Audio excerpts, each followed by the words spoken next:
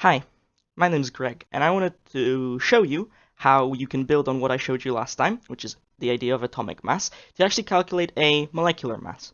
So what is a molecular mass? Well, a molecular mass is very similar to an atomic mass. It's just the mass of a molecule in terms of atomic mass units, whereas atomic mass is just the mass of an atom in atomic mass units.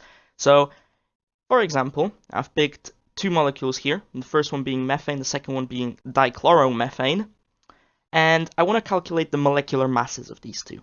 So what you could do for methane, and it's as simple as this, is to calculate the molecular mass, you just need to add up the atomic masses of all the atoms that actually make up the molecule.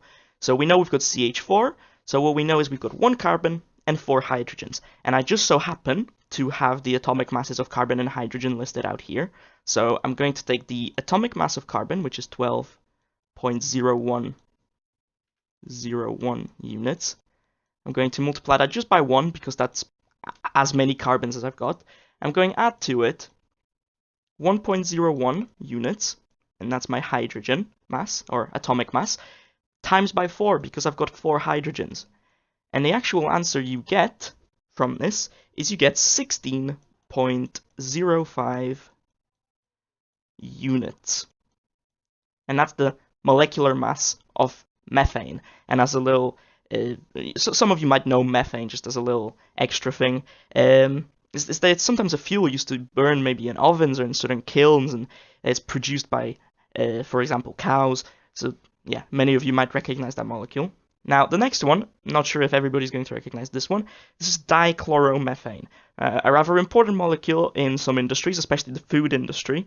It's generally used as a solvent quite commonly, but it's also used to decaffeinate, so remove the caffeine from tea or from coffee, right?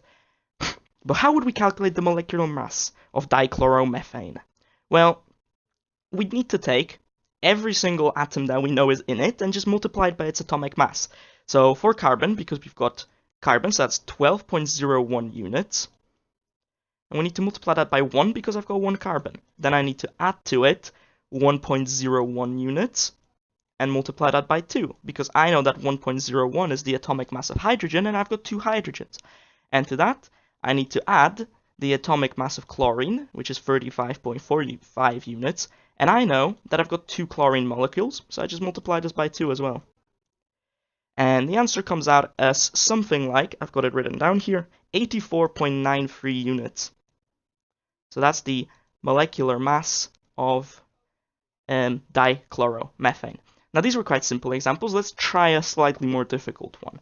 So if I scroll down here, I've got another table showing me some elements, more specifically calcium, phosphorus, and oxygen, and their atomic masses being respectively 40.08, 30.97, and 16.00. And I should specifically say this is in units, or atomic mass units, or Daltons, whichever one you prefer. I just like units.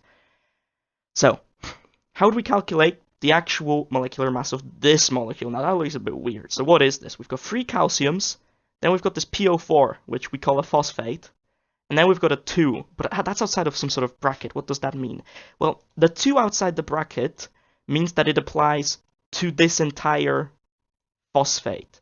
So if there was no bracket, this 2 would only apply to the oxygen, or if it was next to the phosphorus, it only applied to the phosphorus, showing that I've got like 2 phosphorus or 2 oxygen. But because it's outside a bracket that already says PO4, what this means is that it's actually multiplied by the bracket. So I've actually got 2 phosphorus, and I've actually got 2 times 4, makes me 8 oxygen.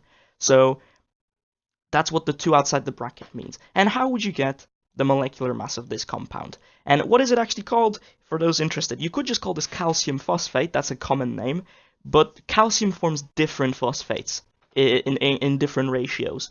So this one specifically is called tricalcium phosphate, suggesting that there are 3 calciums, so tricalcium phosphate.